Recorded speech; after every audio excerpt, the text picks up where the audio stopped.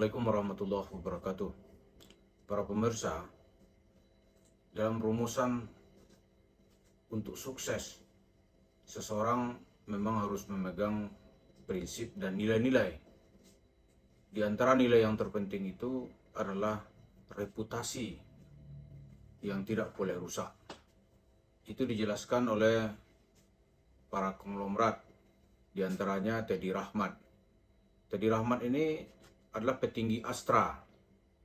Ketika Astra mengalami masalah, begitu juga keluar Pak William Suryajaya tahun 1992-an. Saat itu kata Teddy Rahmat, saya keluar dari bisnis itu dengan memulai kembali dari nol. Modal utama saya katanya adalah reputasi saya sebagai seorang bisnis tidak rusak.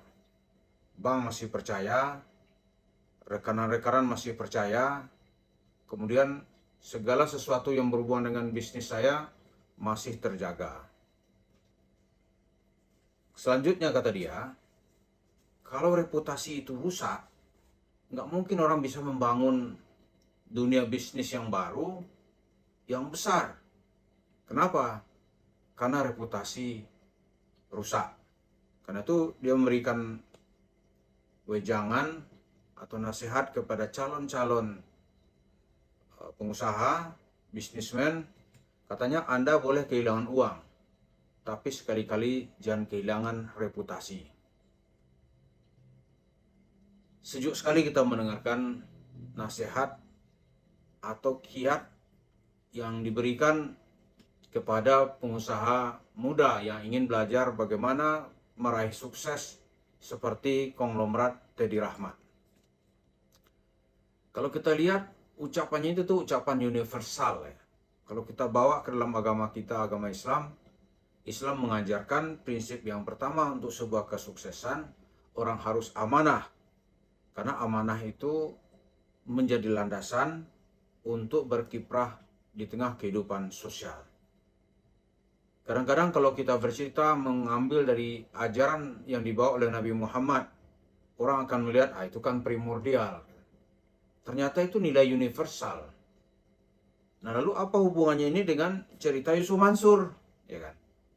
Yusuf Mansur, walaupun dia bisa mengumpulkan uang sedekah dari masjid ke masjid, kemudian dia bisa mengumpulkan uang jamaah dengan paket bisnis batubara.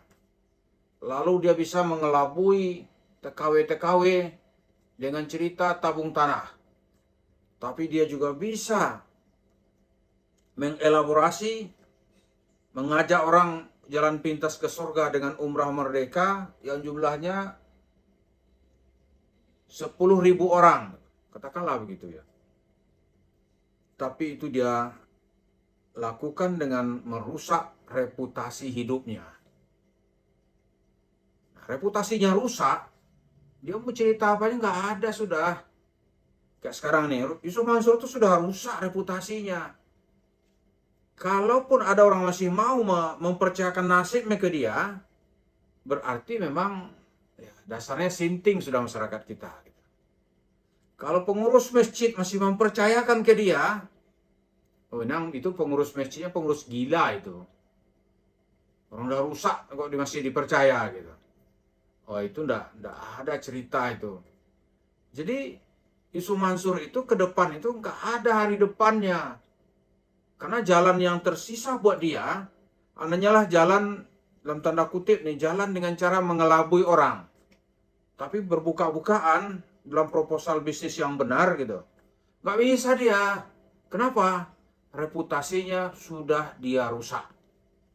Dan bagi Yusuf Mansur nggak bisa kalau pengen jadi bisnismen dengan merusak reputasi, nggak ada orang yang bisa percaya. Kalau orang nggak bisa percaya gitu, terus dia mau berjuang dari mana? Nggak ada cerita lah gitu. Jadi walaupun hari ini Yusuf Mansur dengan kepiawaiannya melarikan uang, memindahkan uang, dia bisa membangun warung steak and shake yang menurut laporan jumlahnya lebih dari 120 gitu. Itu sudah mentok, itu nggak mungkin dia bisa melaju lagi. Malah ke depan itu hari demi hari nanti pasti ya nih bulan ini tutup gitu, bulan depan mana lagi yang tutup. Itu dia nggak akan bisa membangun imperium bisnisnya yang berbasis dengan bohongan, dengan kebohongan, yang berbasis dengan orang-orang merasa tertipu gitu. Karena nggak ada itu dalam rumus kehidupan umat manusia.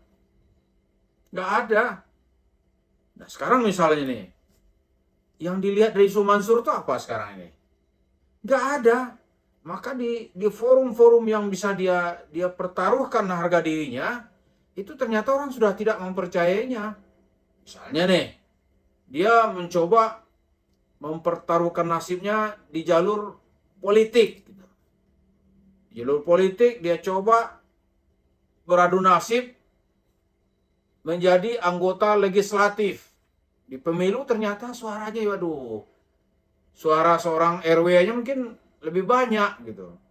Apalagi kalau berlomba dalam pemilihan lurah. Oh jauh. Suaranya hanya 1000-an, cuma 1300 gitu.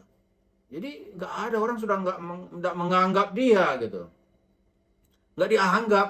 Masyarakat nganggap nih kayak anggap tai aja udah gitu kira-kira. Kenapa? Reputasinya dia rusak.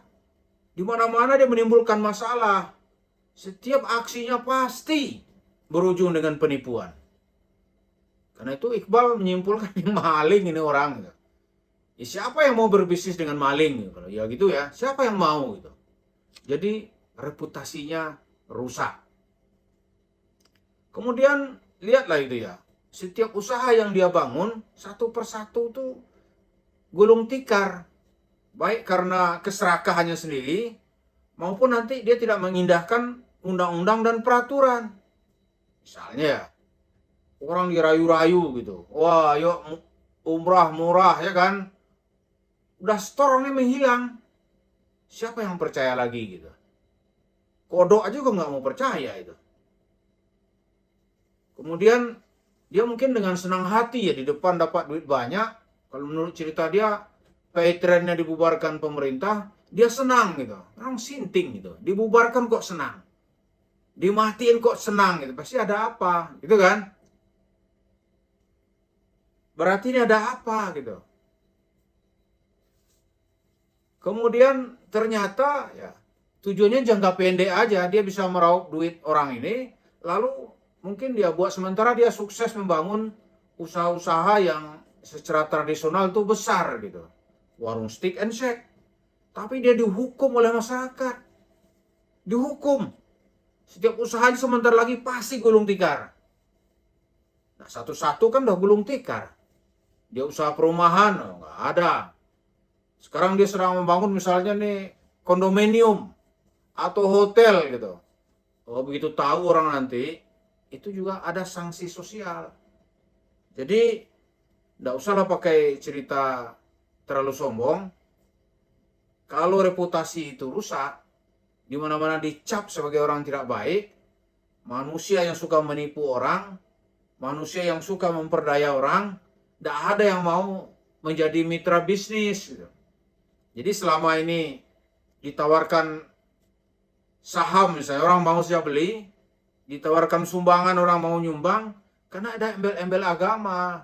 Seperti cerita Pak Kholik itu, dia itu kita anggap guru dan digugu. Ternyata bohong-bohong aja. Jadi faktanya sekarang itu, isu Mansur nggak mungkin bisa melebihi yang sekarang. Malah hari demi hari itu akan turun. Faktor utamanya adalah reputasinya rusak. Jadi di segala lini sekarang ini nggak ada orang yang percaya. Kalau ada yang percaya, itu pertanda masyarakat kita memang betul-betul sudah gila. Kita ikuti terus orang yang sudah menghancurkan dirinya dengan kebohongan dan kisah-kisah penipuan yang bertebaran di mana-mana. Itulah Yusuf Mansur dan embel-embel di belakangnya warung steak and shake. Terima kasih. Assalamualaikum warahmatullahi wabarakatuh.